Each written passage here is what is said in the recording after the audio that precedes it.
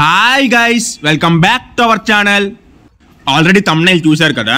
నేను ప్రిపేర్ చేద్దాం అనుకున్నాను చార్ట్, కానీ అయ్యింది ఇంకొకటి. అదేంటో చూపిస్తాను, వీడియో అందులో చూడండి. ఫస్ట్ అయితే మనము ఈ చార్ట్ అసలు ఎలా ప్రిపేర్ చేయాలో చూద్దాం, తర్వాత ఎలా ప్రిపేర్ చేయకూడదో మాట్లాడుకుందాం. అసలు నేను చార్ట్ ఇంట్లో ప్రిపేర్ చేయడానికి కారణం ఏంటో ముందు చెప్తాను వినండి. చార్ట్లో బయట వాడే సాసులు కానీ చైనా సాల్ట్ కానీ అలాంటివి ఏమి ఉండవు. బయట తిన్నా ఇంట్లో తిన్నా ఒకటే హెల్త్కి. కానీ నేను ఎందుకు ఇంట్లో తిన్నాను అంటే, నాకు అక్కడ బయట తినడం కంటే ఇంటికి తెచ్చుకొని తినడం అనేది చాలా ఇష్టము. పార్సల్ అడిగితేనేమో వాడు ప్లాస్టిక్ కవర్లో పెట్టి ప్యాక్ చేస్తాడు.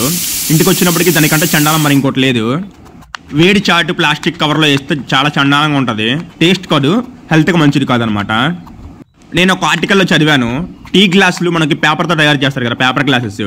కానీ టీ అంటే అంత వేడి టీ అది అందులో నిలబెట్టుకోవాలంటే దానికి ఒక చిన్న కెపాసిటీ ఉండాలి. అది ఏంటి అని అంటే, టీ గ్లాస్ చుట్టూ కూడా ఆ పేపర్ గ్లాస్ చుట్టూ కూడా ఒక థిన్ లేయర్ ఆఫ్ ప్లాస్టిక్ అనేది ఉంటుంది అనమాట. అది ఉండడం వల్ల అంత వేడి టీ కూడా పేపర్ గ్లాస్ అనేది కాస్తుంది. అలా వాడడం మంచిది కాదు అని చెప్పేసి ఆర్టికల్ చదివాను అనమాట.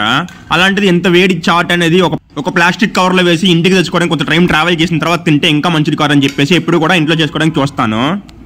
సో మీరు కూడా ఎప్పుడు చాట్ బయట పార్సల్ తెచ్చుకోవద్దు, అయితే అక్కడ తినండి. లేదు పార్సలే కావాలి అనుకుంటే ఒక స్టీల్ బాక్స్ పెట్టుకుని వెళ్ళండి, అంతకంటే మంచిది మరి ఇంకోటి లేదు.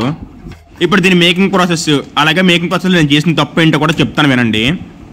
ఫస్ట్ మనకి ఎన్ని కావాలో అన్ని శనగలను నానబెట్టుకోవాలి. ఒక 6 hours పాటు నానబెట్టుకోవాలి. శనగలు చూడడానికి కొద్దిలాగా ఉన్నా సరే చాట్ చేస్తే ఎక్కువ అయిపోతుంది, సో చూసుకొని నానబెట్టుకోండి. 6 hours నానిన తర్వాత ఆ శనగల్ని కుక్కర్లో వెజల్ పెట్టాలి, అంటే ఉడకనిచ్చాలి. ఒక 5 నుంచి 6 విజిల్స్ రావాలి. కుక్కర్లో వేసి ఉడికించుకునేటప్పుడే కొద్దిగా సాల్ట్ కూడా వేసుకోండి, అప్పుడు బాగా ఉడుకుతాయి శనగలు. ఆ ఉడికినలోపు ఉల్లిపాయ కొత్తిమీర కట్ చేసి పెట్టుకోండి.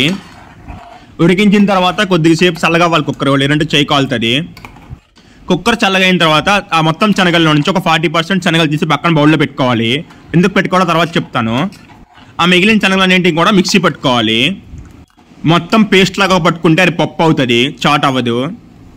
నేను చేసింది కూడా ఆ తప్పే, మొత్తం పేస్ట్ పట్టించుకున్నాను నాకు తెలియకుండా. మీరు కొంచెం చూసి అటు ఇటుగా పేస్ట్ చేసుకోండి. తర్వాత పేస్ట్ అంతటిని కూడా అదే కుక్కర్లోకి వేసుకోండి. అదే కుక్కర్ ఎందుకు చెప్పానంటే సామాన్లు కొంచెం తగ్గుతాయి తోమేటప్పుడు. స్టవ్ ఆన్ చేసి ఆ కుక్కర్ స్టవ్ మీద పెట్టుకొని ఆ ముద్దంతా కూడా కొంచెం వాటర్ వేసుకొని కలుపుకోవాలి. అందులోకి కొద్దిగా ఉప్పు, కారం, ఇంకా పసుపు కూడా వేసుకోవాలి.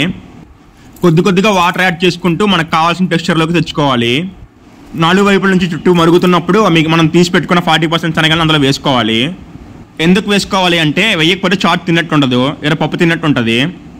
అందుకే ఆ మిగిలిన శనగలను కూడా వేసుకొని బాగా కలుపుకోవాలి. ఆ తర్వాత ఒక గిన్నెలోకి వేసుకొని అందులో ఉల్లిపాయ ముక్కలు, కొత్తిమీర వేసుకోవాలి. నిమ్మకాయ మర్చిపోకుండా వేసుకోండి, అప్పుడే టేస్ట్ బాగుంటుంది. ఆ పైన డెకరేషన్ మీ ఇష్టం.